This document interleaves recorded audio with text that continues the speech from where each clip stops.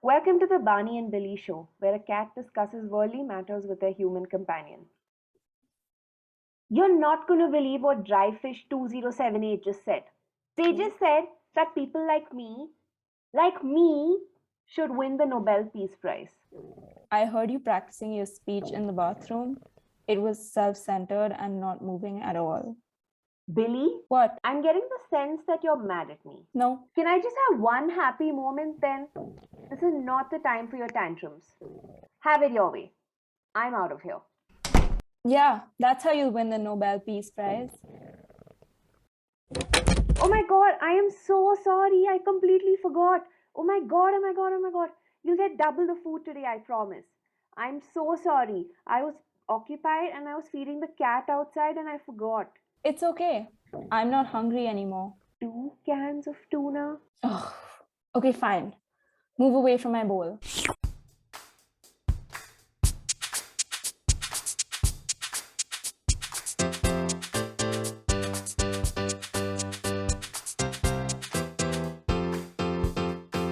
The Barney and Billy Show.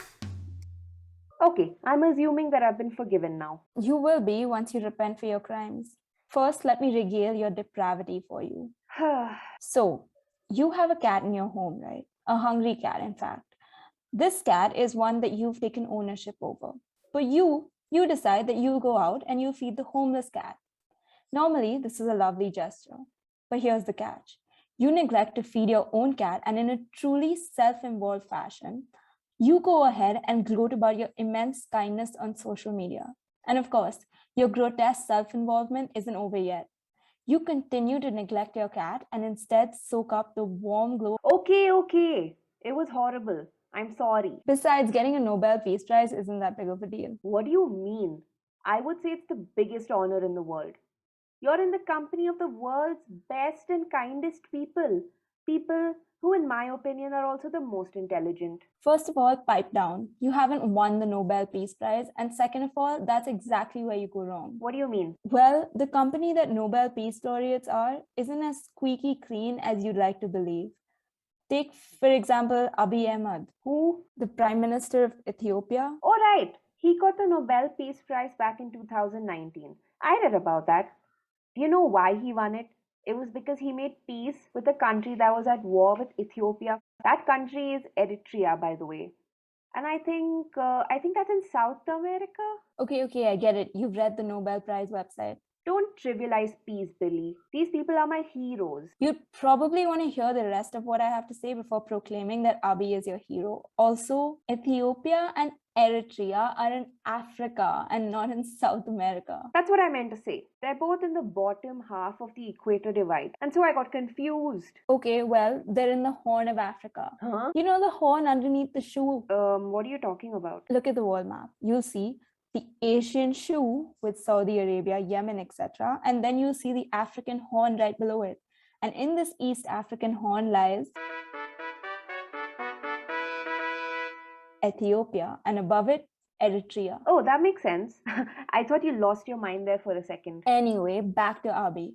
Well, to get into Abiy and the big Nobel Peace Prize mistake, let's get into Ethiopia's history for a minute. Oh, I know how this goes. They get colonized and bam, bam, boom. That's the end of their happiness. That's funny, but no. Surprisingly enough, Ethiopia was never colonized. They independently landed themselves in their mess. Wait a minute.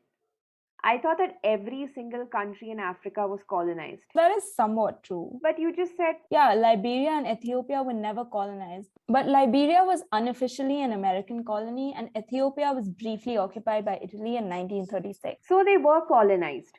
Stop being fake news, Billy. Would you listen to me for a minute? Scholars don't consider them a colonized nation because they effectively fought off the Italian army really fast. And that was before the country could even be gripped by colonialism or their institutions. Oh, wow. And at that time, they actually had a flourishing kingdom. Then they had a trusty old dictatorship. And that landed Ethiopia in a thick soup. So here's how it went. In 1970, the country was taken over by a brutal dictatorship. And voila, it became an absolute mess. In the 1980s, Ethiopia was ravaged by famine. Ugh, dictatorships and colonialism. The ruiners of the world. They ruin everything. I mean, they weren't colonized. This was a chance for them to shine. True, but in 1991, the dictators were out. Rebel fighters from Tigray had managed to push them out of power. What's Tigray? It's a region in Ethiopia.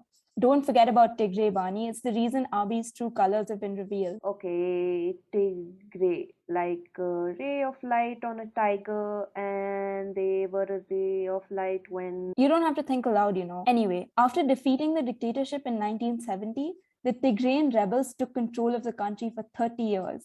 But they became dictators too and killed everyone. Exactly. What? Okay, no. Phew. But then they started locking up opponents and they didn't even hold elections. But on the other hand, they did get the country up and running again. Oh, well, that's not all bad then. But beneath the surface, trouble was brewing. Different ethnicities, groups of people had animosity for one another. And they had a 20-year-long war. 20 years? Yup, 20 years long, 2 decades. That's even older than you. Their war with Eritrea started in the 90s and only ended in 2019. Despite the progress the Tigrayan government brought to the country, Ethiopians wanted peace and freedom of thought. Remember, the government from Tigray didn't hold elections and took away many freedoms from people. Then, around 2018, hundreds of thousands of Ethiopians came out to protest. Let me guess. The police killed all of them? Well, no, but they were brutal. Then, all of a sudden in 2018, the government from Tigray did something that surprised everyone. They just stepped down and elected this man who almost no one had heard of. And he wasn't even from the Tigray region. Abiy Ahmed, a light in the darkness. Nobel Peace Prize laureate. Someday people will say the same thing about me. Remember when I told you to hold your horses? You might want to finish listening to the story before you associate yourself with the man. Fine, go on. Abiy came like a phoenix, a light in dark times. A knight in shining armor. Yup, he freed political prisoners, called people in exile back to the country, and even signed a peace treaty with Eritrea. I know. There were commercial flights between the two countries. Can you believe it? No one could have dreamed of that. All of this sounds awesome, Billy. Are you a hater of world peace? Do you love violence? Are you the devil? Could you relax for a second? Your hero may just be the devil. Just 1 year into his presidency, he won the Nobel Peace Prize. Yes, but by the time he went to receive the award, things in Ethiopia weren't as rosy as they seemed. Remember those ethnic groups that didn't like each other? They were free to fight, and little battles plagued the entire country. Besides, Abiy wanted to control Tigray and the previous Tigrayan leaders as well. He wanted to control the people that once put him in control. Oh, no. Now that must have made them furious. You don't bite the hand that feeds you. Exactly. The Tigrayan political party started to fight back, and they even tried to boycott him. In fact, they held their own election. So guess what he does? Diplomatically convinces them that the nation should be unified and that no one is above the law, and they agreed and everyone's happy? You wish. He sends the army to take away their freedom. He does just what the last party did. Then, in November, he declared war against the people of his own country. Who? The people of Tigray, of course. And guess what else? What? He took the help of the Eritrean army to do it. Oh my God, that is bad. That's like the plot to the evilest movie ever. Exactly. And now what? What about Tigray's rebels? They fought dictators off before. I mean, they are fighting back, but people have suffered, Bani. 2 million Ethiopians have lost their homes, and thousands of others are dying from hunger and famine. But don't forget, the leaders from Tigray were removed in 2018 for a reason.